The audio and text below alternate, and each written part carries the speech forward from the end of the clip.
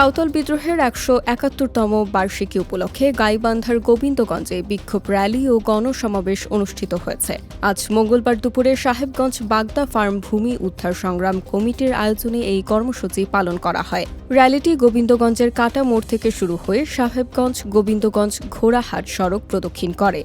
Rally শেষে সাহেবগঞ্জ বাগদা farm এলাকায় এক গণসমাবেশ অনুষ্ঠিত হয়।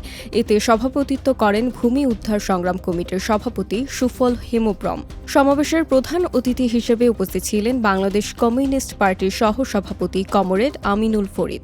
বিশেষ অতিথি হিসেবে বক্তব্য রাখেন বাংলাদেশ আদিবাসী ইউনিয়নের সভাপতি রেবেকা সরেন, সাধারণ সম্পাদক শ্রীকান্ত মহত, স্বপন শেখ ও জাফরুল ইসলাম প্রধান সহ সংগ্রাম কমিটির নেতৃবৃন্দ। সমাবেশে বক্তারা বলেন, বাপ-দাদার জমিতে কোনোভাবেই ইপিজেড করতে দেওয়া হবে না। আদিবাসীর উচ্ছেদ করে তথাকথিত কোনো উন্নয়ন মেনে নেওয়া হবে না। অবিলম্বে দখলকৃত জমি প্রকৃত মালিকদের কাছে ফেরত দিতে হবে। সাঁওতাল বিদ্রোহের প্রাসঙ্গিকতা তুলে ধরে বক্তারা আরও বলেন, সিধু কানুর আদর্শে অনুপ্রাণিত হয়ে ভূমির অধিকার আদায়ের এই আন্দোলন রক্তচক্ষু উপেক্ষা করে সামনে এগিয়ে যাবে।